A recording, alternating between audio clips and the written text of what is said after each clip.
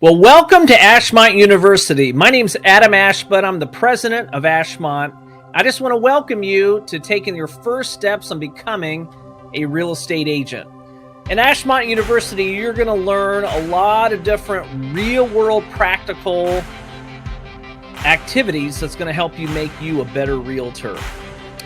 So the first module that we're going to be covering today is called the process flow of a real estate transaction.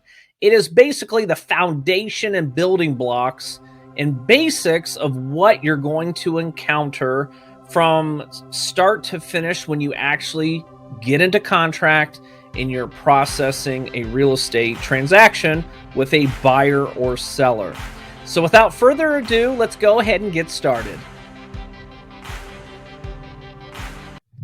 Well, let's overview the different processes and partners that you're going to be coming in contact with during a real estate transaction. The first one you're going to see at the top in red is lender.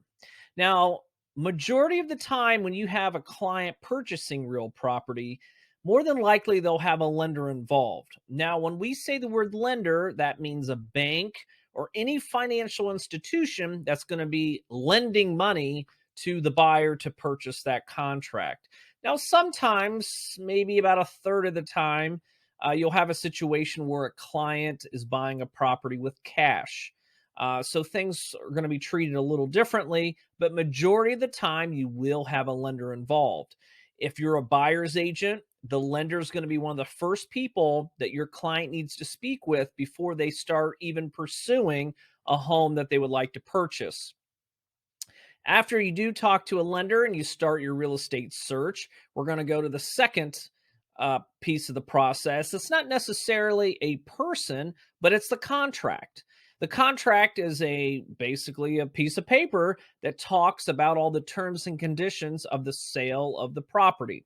Now, depending on what part of the area you live, there could be some variances in contracts. So what I want you to do is make sure you practice and make up practice contracts with your mentor before you get into the field, before that time comes when you actually have to write a real contract. So make sure you have plenty of practice. You're very familiar. We will have other videos pertaining to contracts that you want to make sure that you review and understand with your mentor. The third person that we're going to be encountering after you go into contract is the inspector or the inspection period. The inspector is someone that the buyer that's purchasing a piece of property hires. They're a third party. And what they do is they go through the property to make sure what the buyer's purchasing is what they think they're getting, and making sure that it's safe and sound and structural integrity. That way they know that they're getting a good, solid home. One thing is also too, a lot of times it's as much as important of that initial inspection of just making sure everything is okay, but for educational purposes as well, because that inspector will show and give basically a detailed tour to the buyer to make sure, that they understand all the ins and outs of the property that they're purchasing. The next is the appraiser. The appraiser or the appraisal will occur after the inspection is completed. The appraiser is someone who is hired by the financial institution.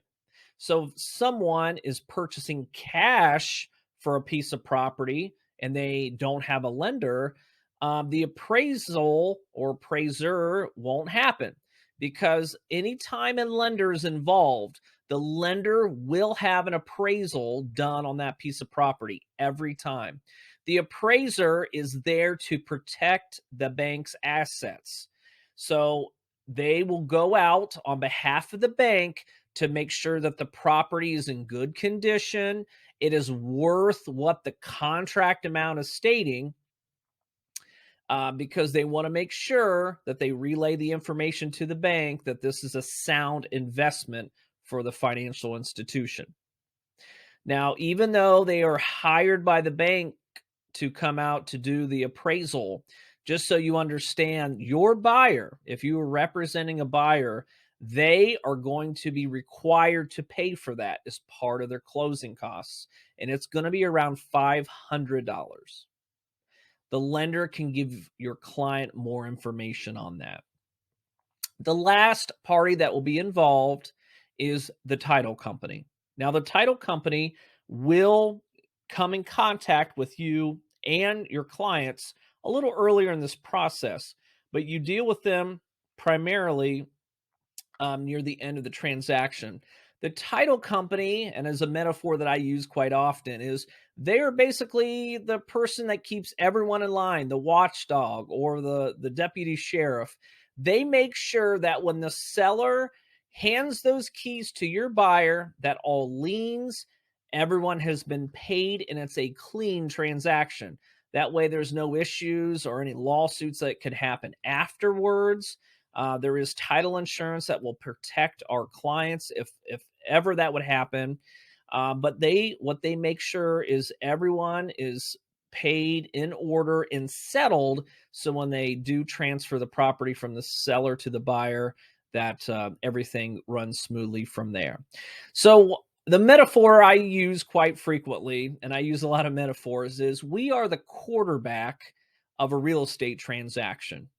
We can't do this on our own. And each party that you see here in the diagram play a critical role, and we can't do it without them.